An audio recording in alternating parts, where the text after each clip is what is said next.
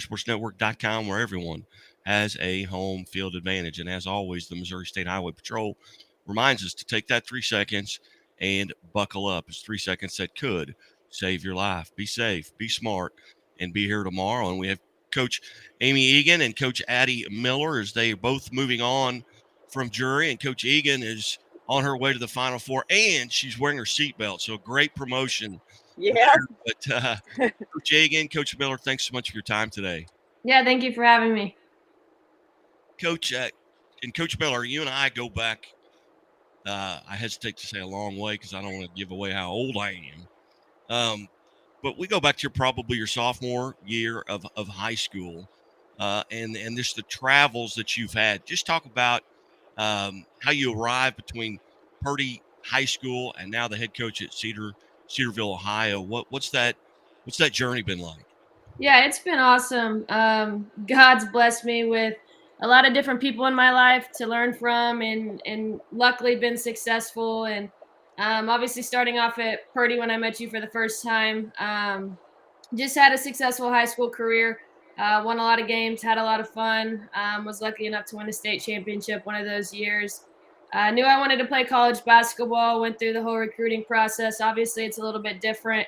And probably even different from Amy when she went through it too than it is now. But social media wasn't a huge thing back then. Didn't have any of that. Didn't have the transfer portal. So all of that was pretty different and crazy and good all at the same time. Ended up going to Wayne State in Nebraska my first 2 years. It was a D2 school up there. Really enjoyed it. We won a lot there. Played for Coach K, which is currently the head women's coach at Cleveland State. So played for him for a couple years. Decided to come back home to Drury, so finished my last 2 years there. Won a lot of games there, obviously blessed, and played for Coach Miller both years that I was there. That was her first and second year at Drury. Got to play with some people that I knew in high school, so that was cool. I got to play with one of my teammates from Purdy, and then a lot of just local talent that we kind of all transferred back to Drury a little bit at the same time. So that was a lot of fun to play with those girls again. And after that, I knew I wanted to coach. I knew I wanted to coach ever since I was a little kid. My grandpa coached, my parents coached me growing up, so I knew that. I just didn't know to what extent, to what level. Called some coaches that had recruited me throughout my process, and the first phone call I made was to Coach Lord at Pitt. He had recruited me a little bit, and really was just calling to see if he could give me some advice of where to go, be a GA, if that's the route I should take. And he pretty much was like, just come here and be mine. So I didn't really look anywhere else. Decided to go there right away and coach under him. And right then, I mean, the first couple of months, I knew that's what I wanted to do for the rest of my career, and was coach, and learned a lot from him, learned a lot of different things from my playing career and him. And then was lucky enough, he took a D1 job in Texas. Coach David got the head job and hired me on as an assistant. So I was there for 4 years total, 2 years under Lord, 2 years under Coach David. Loved it, met a lot of great people. Pitt's awesome. Obviously, it's a football town, and I love football. So met my husband there. He coached football there at the time when I was coaching basketball. It was kind of, I mean, obviously it was God's vision and direction for us, but they kind of got let go. I was kind of looking to leave a little bit, so it just worked out timing wise. Coach Eagan gave me a call, and didn't really know her at the time. I knew her name, knew the success she had, but didn't know her on a personal level. So talked to her a little bit on the phone and just felt that connection right away. We had the same vision and ideas and beliefs, and what the vision she had for Drury is the vision I have in my life. And so just connected there. Obviously decided to go to Drury. Would change that for the world. The last 3 years have been awesome. Probably a little more emotional than I'd like to admit about it, but it's been good. And had the chance to leave a couple times. Wanted to get the national championship. We got second. We didn't quite get it, but the run we had was a lot of fun, and something I won't forget. Working with her and Jordan and Taylor has been a blessing, and it's been awesome. And luckily had the chance to move on. I knew I wanted to be a head coach too. I just didn't know when it would happen and where and everything kind of like that. So lucky to have some options there. Kind of weighed the pros and cons. Obviously, I'm not sure how it would be my first choice if I could pick the dream school, but I just went there and it was where I needed to be. It's where God wanted me to be. I just loved it. They loved me. So just kind of all of the above. I felt like that was where I was supposed to be. So currently, the head coach there, and excited to see kind of what we can do up there. Very good. And Coach Miller, like I said, goes back a long time for us. And another one that you've got some history with, Scott Purrier has been kind enough to join us here, and we'll bring him onto the screen. And Scott, how are you, sir? Doing great, thanks. Did I miss any waterworks yet? I mean, I made Amy cry yesterday on radio, so Not I want to yet. see if I could keep my string up today with Addy and maybe simultaneously if we can do that. Okay. When he said you were going to be on, Scott, and then Addy was going to be on, I was like, gosh, this is not going to be good. Well, I'll just say this: waterworks. that's more than Addy talked in the entire 2 years I was around her at Drury. So that's encouraging. Of course, she hung around with Andy Armstrong, who said absolutely nothing. Addy had to be the talker in that group, right, Addy? That's right. That's exactly right. Well, no, congratulations to both of you. Got to work with Addy as a player at Drury and got to know Amy when she was on the other bench there at Truman, trying to beat Drury and was the enemy, and then got to know her when she got to town here, and just two great hires by two universities there. They'll both do well. Coach Eagan, Coach Miller talked a little bit about her journey, going back to that South Shelby Cardinal days. Talk about your journey and how it ended up. Now you're at Lindenwood, a D1 school now, but relatively close, a lot closer than Addy. Addy's 9 hours away. You're about 2.5. But talk about your journey. Yeah, so I mean, it's been a journey for sure, up and downs, and a lot of good memories through everything. But yeah, I went to South Shelby High School and played there, and then had an opportunity after that to go to Truman State, and had a great career there as a player, and enjoyed my time there. Went overseas and played for a year in Norway, came back, got into the coaching world pretty much immediately. Back then, and Addy had to date me, so I have to talk about it. First off, I didn't have a cell phone, so there was only landlines when I was being recruited. But second off, there wasn't a lot of GA opportunities. It was a lot more of just stepping into coaching. And so I was actually fortunate enough that I stepped right into an assistant role. And I was at Quincy for 4 years, and then got my first head job at St. Ambrose up in Iowa, which is an NAIA school, and had some success there. Actually got out of coaching for a couple of years, and then got back in at a school within St. Ambrose Conference, and helped build a program from ground up there. And then after that, went to Truman State, back to my alma mater, which was really special.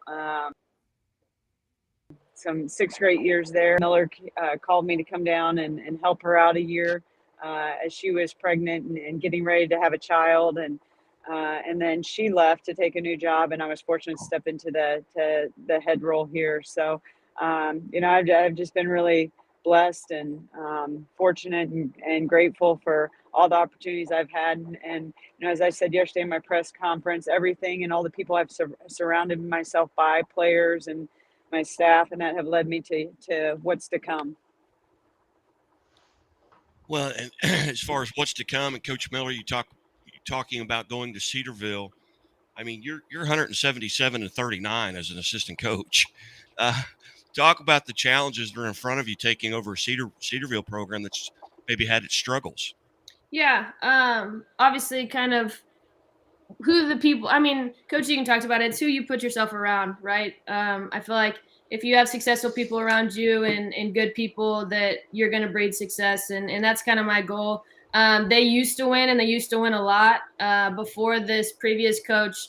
The coach there, I think she was there for 6 years, took the D1 job at Wright State, and she won a lot. The coaches before her won a lot. I think their overall winning percentage is in between 650 and 700, which is really, really good. Obviously, it's not Drury, but it's really, really good compared to a lot of other schools. So that's what they want to get back to. They want to get back to competing for conference championships and getting to the national tournament. And they talk about national championships, and that's what I talk about. It's my goal. It's always going to be my goal, no matter where I'm at.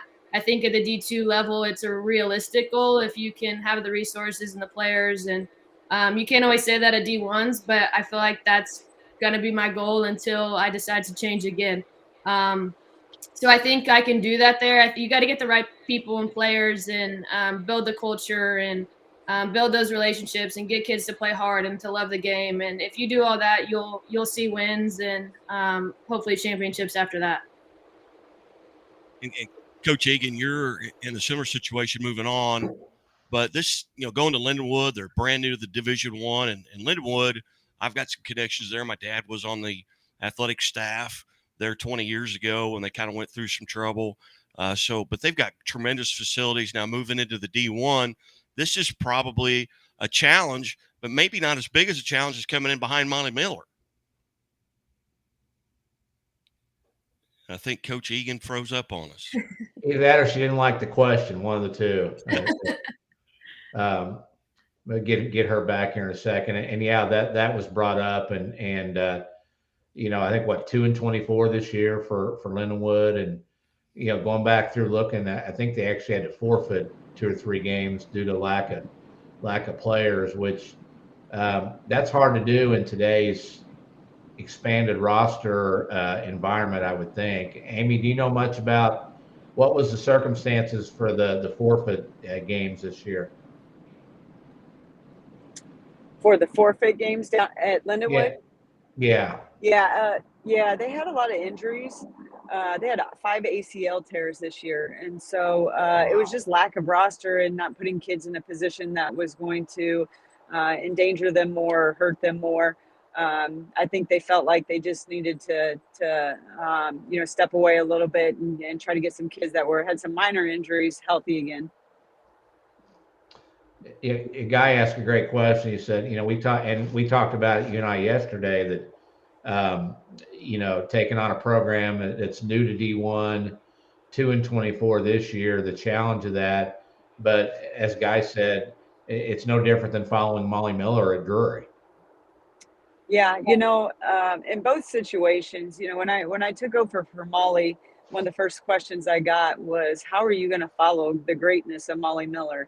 And of course, she's a legend, not only just at Drury, but also in the community and growing up there, and knows a ton of people in that. So, my answer was, I'm just going to be me. Like I was really comfortable, and I'm really comfortable with who I am as a person, first and foremost, and what I'm capable of doing as a coach. And so what I knew and what I was going to do was just come in and be myself, and add whatever I could to help the women grow into phenomenal young women and business women and mothers and daughters and so forth. And I think because of, adding Addy and Jordan, I was so lucky. I don't even know, but Addy would hopefully tell you the same thing. But we just had the perfect combination of a perfect staff.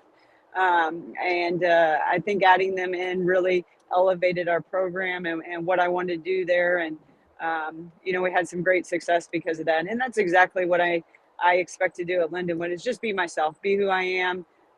We've got a lot of work to do, obviously, with that program, but I have no doubt we're going to get it to where we want it to be. Question for both of you. Do you, Addy, have to recruit a different style of player than you did at Drury, because you're in a conference now with Ashland? You've seen what they've done, what their model is. Do you look for a different type of player? And Amy, what about you going from D2 to D1? Do you have to get bigger to compete, or can you still recruit the same basketball player that you guys were doing when you were at Drury?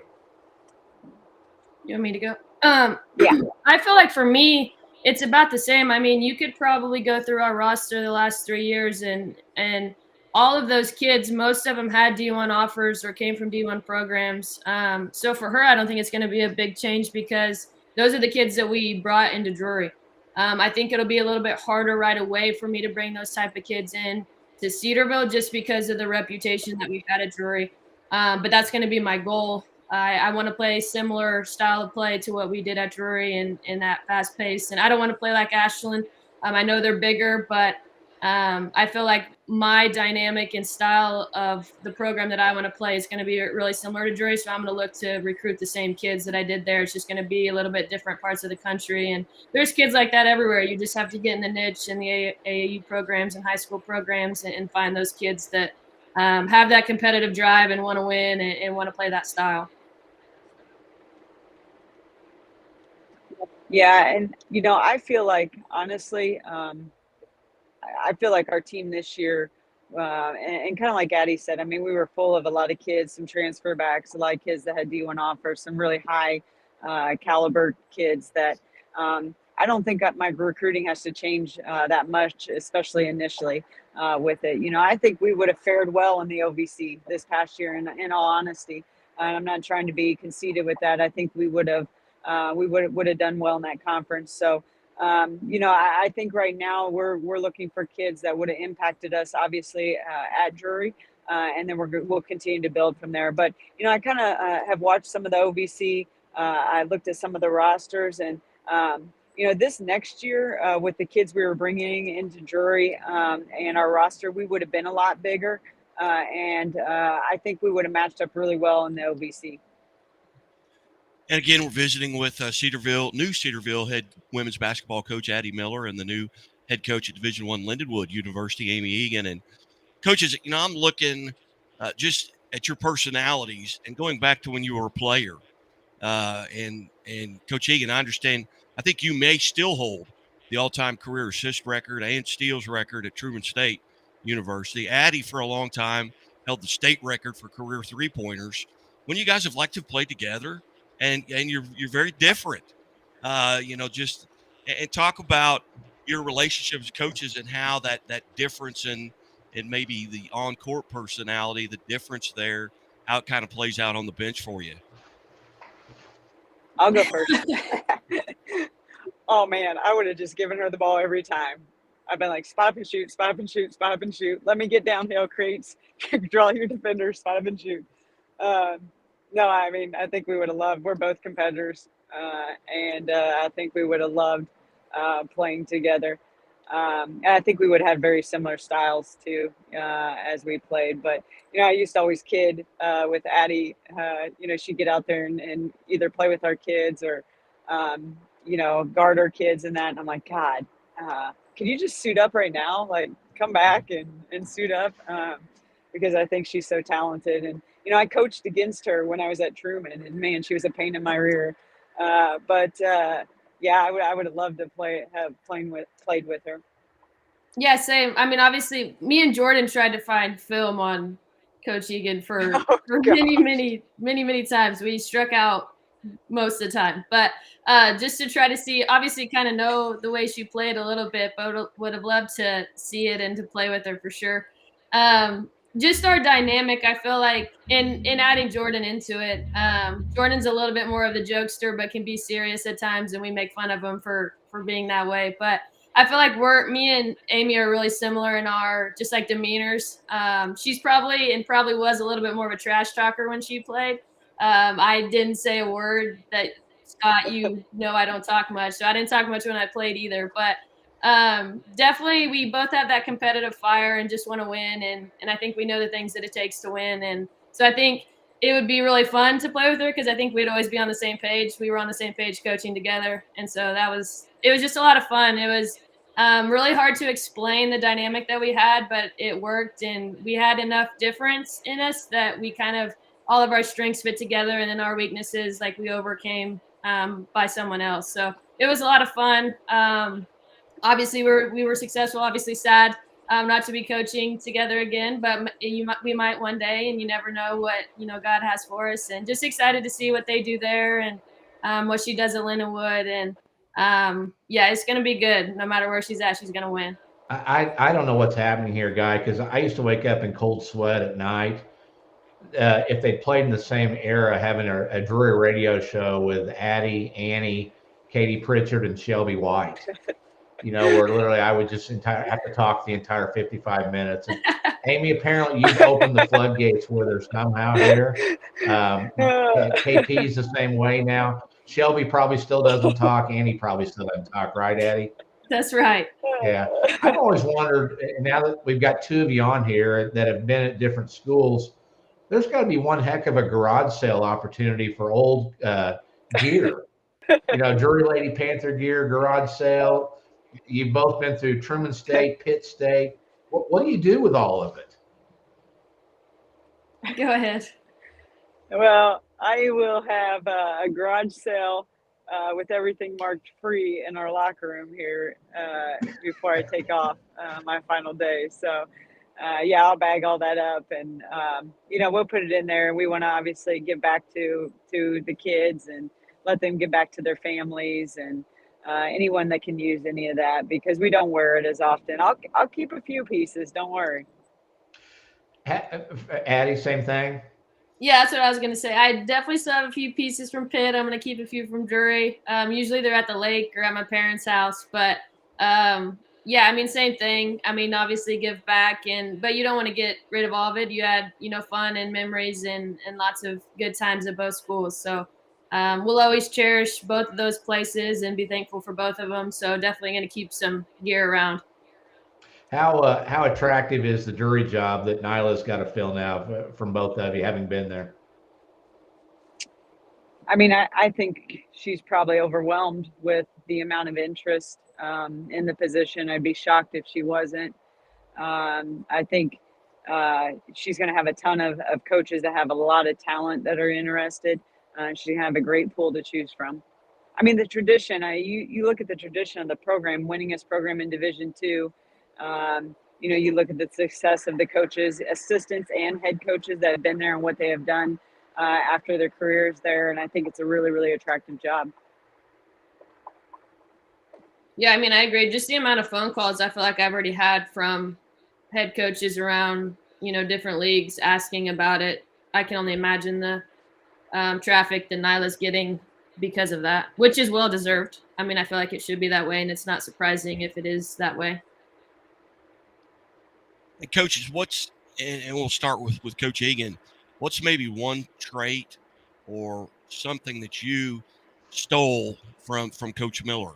And same question to Addy later, but what are some things, sitting next to one another for the last 3 years, I guess, what are some things you stole from one another? And we'll start with Coach Eagan. Yeah. Well, I could probably tell you a lot of things, but a few of the things that pop out immediately, I think Addy, and I said this to her AD, is one of the smartest X's and O's coaches I've been around. So good in those areas. I think that I've taken probably even more than she realizes from her with X's and O's and, helping me on the bench with those kind of things. And she just contributed so much to that. And I'm very, very thankful for that.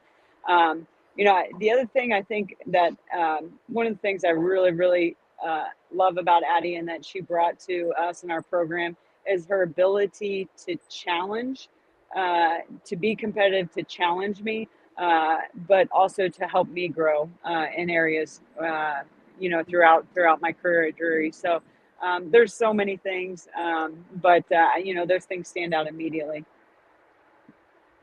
You just had to ask that question to get emotional for me, didn't you, Guy? Here we go. A lot of different things. I feel like going with kind of what she said, I am a very hard-headed person, just competitive probably to a fault at times. And I feel like when I kind of have my mindset, that's what I believe is right and correct. And she's taught me a lot that's not it. Not that I'm necessarily like wrong or it's not true, but there's a lot of different ways to handle different situations. I feel like she was willing, and I said this to a few people on different interviews, but I feel like she was willing to kind of like take me under her wing and teach me different things that a lot of head coaches wouldn't spend the time to do. I feel like she knew that I wanted to be a head coach, and she knew that I hope she thought that I was ready to do that. So she was willing to teach me like the ins and outs, not just like basketball and not just things on the court, but things off the court and how to handle tough situations and how to answer tough questions. And I feel like I've already used some of those things so far. So just the advice and just the willingness to teach. I feel like a lot of assistant coaches kind of have to learn on their own by observing and learning just through different things. But she was willing to like sit me down and talk to me about different things. And if I had questions, she was willing to answer her way. And I feel like she's just such a like she always has things under control. She's calm in any situation, whether it's tough or easy. And I feel like that's the biggest thing that I've learned from her is just how to handle tough situations off the court. On the court, yeah, I mean, I feel like we were always on the same page in what we wanted to adjust and what we wanted to do, like with the kids in the middle of a game. And I feel like that those times are heated moments, and sometimes head coaches just kind of want to take it all upon themselves. And I feel like she was willing to like ask and yeah, she could always tell me and Jordan no, but she was willing to hear like what we thought and what we were seeing that was going on during the game. And so just all of those things in terms of like leadership was the biggest thing that I will take away from her. There's a lot of different other things, but I feel like those are the like two main things that she's really helped me progress and be prepared to be a head coach in that way. You know, we live in a different age now in 2023 with the transfer portal and NIL and things of that nature, which a lot of that doesn't always filter down. And I've always said that I think girls in general are smarter about assessing their future and their goal and what they want. It's maybe not as active in the portal, but here are two young women that are starting basically new programs in new places. How valuable to each of you can the portal be? And Amy, I think you said you need maybe 5 or 6 players at least. Addy, do you need that many? What do you have to go get? Yeah, ideally 4.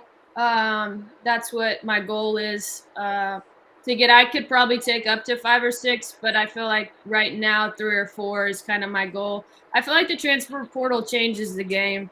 However, at the same time, I think it makes it also very difficult.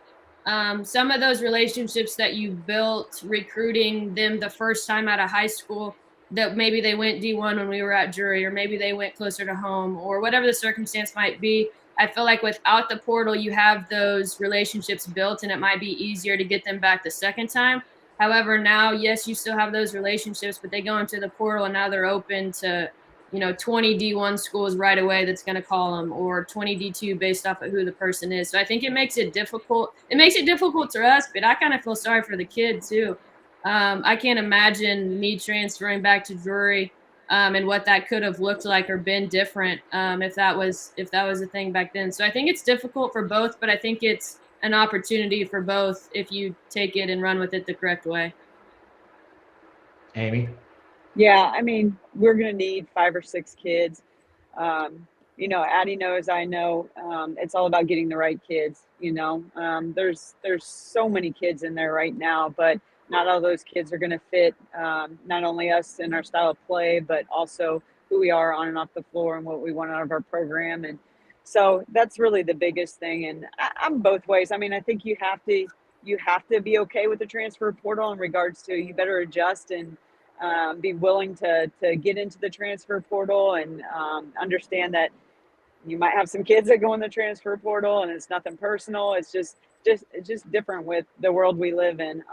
I believe it more than anything, it's going to hurt the loyalty of kids to schools. In other words, like I have a huge passion for Truman State because I spent 4 years there. And I think the longer you're at a school, the more in love you fall with it, if that's how you want to put it, the more passion you have for it, the more I look back on, my experiences there and just love it, and I feel like that's going to be, kids are not going to have that maybe to schools as much.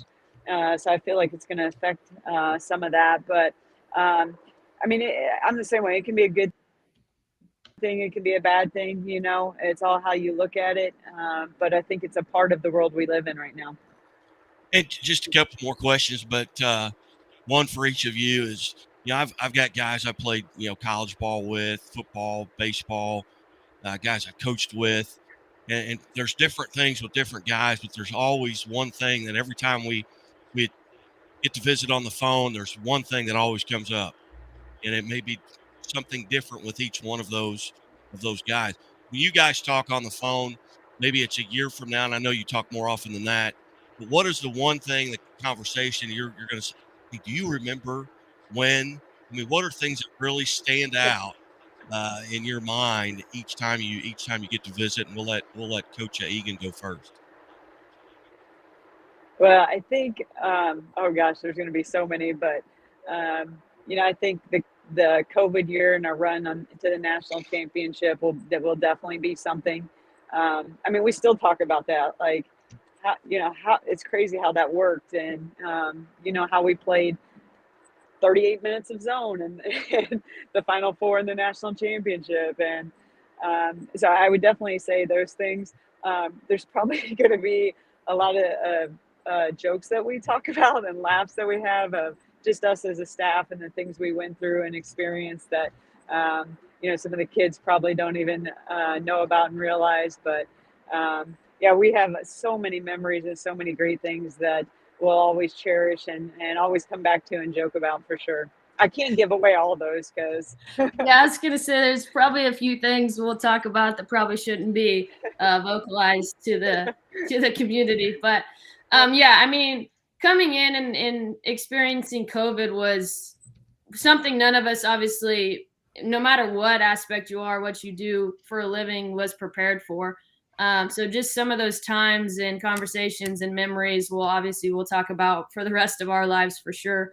However, one story, there was this one day that, and I don't remember, I guess it was the first, I don't remember what year it was, but we come in after Christmas break and she tells the girls, we're going to scrimmage today. So we needed to get them back in shape, but we didn't just want to run them. I don't even know how long we scrimmaged for. We're preparing to scrimmage for, but we split the teams up pretty even. And she goes up to him and she goes, okay, like, I want you guys to trash talk. Like, I don't care what you say, how you say it, just be competitive, think you're good, and let's just go have some fun. Well, we had some people on the team that were probably like me and Alice Heinzler, that if you were to tell us to probably trash talk one, we probably wouldn't have handled it the best. So a few decided that it was time for them to go, so they left practice and went to the locker room. But I will never forget that moment. It's because it's so Amy, but it's also so me at the same time, because I don't know how I would have handled it as a player and as a coach. I was just dying laughing the whole time. But something I'll definitely never forget. There's a lot of those out there. But that's one for sure that the girls will definitely have a laugh about when we talk about it the next time with them, for sure.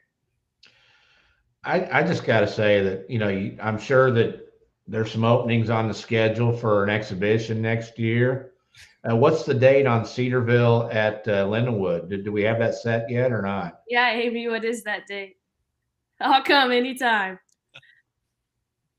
She muted herself on that one.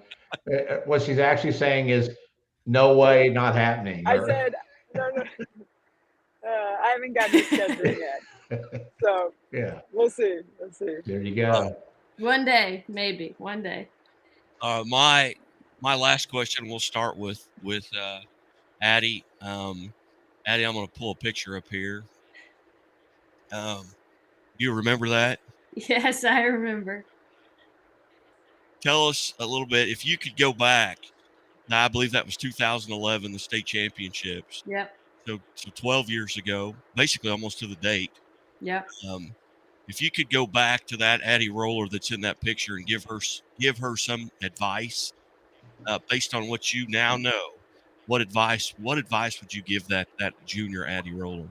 Yeah, that's tough. I think there's a lot of things I would tell myself. One of them being, like, as we all know, just the competitor I am, and just the desire and willingness to, like, win no matter what, not just basketball, but just whatever I'm doing. So just to mainly, like, enjoy the big moments. I think I have done a better job of that now, being a Drury, just being thankful for those and, like, taking time to enjoy them. I feel like back then I probably was just in probably my first couple years of my coaching career and college career was just move on to the next and what's the next thing I can do and just continue instead of being thankful and just live in the moment. I feel like I've done a better job of that the last couple years. And so that's what I would tell myself the most. Like, don't be in a hurry. Enjoy those times. Yeah, there's going to be hard times and good times, and that's okay. And just enjoy both of those, and it's going to build you into a better person and a better mom and wife and all that kind of stuff. So that's the biggest thing is probably slow down to enjoy those moments instead of just move on to the next. Coach Eagan, if you could go back to that similar time in your high school career and give yourself some advice based on what you know now, what would that be? Yeah, I mean, don't take a day for granted. There's nothing I would change about my career. There's nothing I would change about my coaching career, the path that I've had, not one single thing with it, because it's all led me to today. But that you forget as a kid. You think it's hard. It's not hard as a kid. There's a lot of things I wish I would have even done a little bit more as a player. Going through it, and looking back now that I think could have made me even more successful, but I wouldn't change it. But I wish I could have realized that a little bit more as a player. The advice that I would give everybody that I think, I don't think I really realized this early in my life and in my career, but I know 100% now is to surround yourself with good people first. I say that over and over, and surround yourself with good people and everything else will fall in place. So that's the advice I'd give myself as a young kid that I didn't realize then that I've been very, very fortunate to have, and the advice that I'd give everybody else. Scott, you've got a finishing question. Oh, I just say that if it were Drury and Ashland right now, who do you like? Drury. You'd love another No shot doubt. at it, wouldn't you? Yes. No doubt. Well, Addy had a really good game plan for them. There you go. Well, you guys had a phenomenal run at Drury, and personally, just want to say best wishes to two good coaches and better people. So, best of luck to you. Thank you. Thanks, Scott. Appreciate you. You betcha. And ladies, y'all, I'm honored that you're both willing to trust me enough to come on here together. And I know, like I said, I'll go way back with Addy, and I will never forget. And each time we talk, it is, do you remember that Christmas Eve when I had nobody to talk to on the show, and Coach Young called you and said, "Hey, you're in Springfield shopping.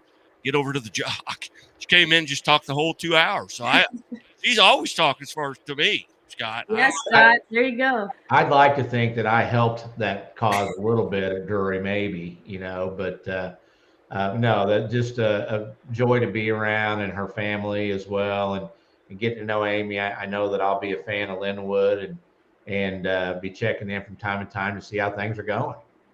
You bet. We will do the same. And Addy, I apologize. I had to pull rank on you and call your dad. I said, did she change her cell number? She's not calling me back. Big timing you. That's what she does. I know. Big I time. know. She's a head coach now, guy. You got to get an appointment. Okay. Well, ladies, thank you so much. And Coach Eagan, safe travels. Enjoy the Final Four. Coach Miller, thank you so much for being part of the show. And Scott, I know you're kind of pulling double duty here, but I appreciate, as always, anytime that you can be a part of it. And we look forward to catching up with you, next year during the basketball season. Just give us 10 or 12 minutes, and we'll get you on the Missouri Sports Network. You betcha. Appreciate it. You're watching the Missouri Sports Network at MissouriSportsNetwork.com, where everyone has a home field advantage. And as always, the Missouri State Highway Patrol reminds us to take that 3 seconds and buckle up. It's 3 seconds that could save your life. Be safe, be smart,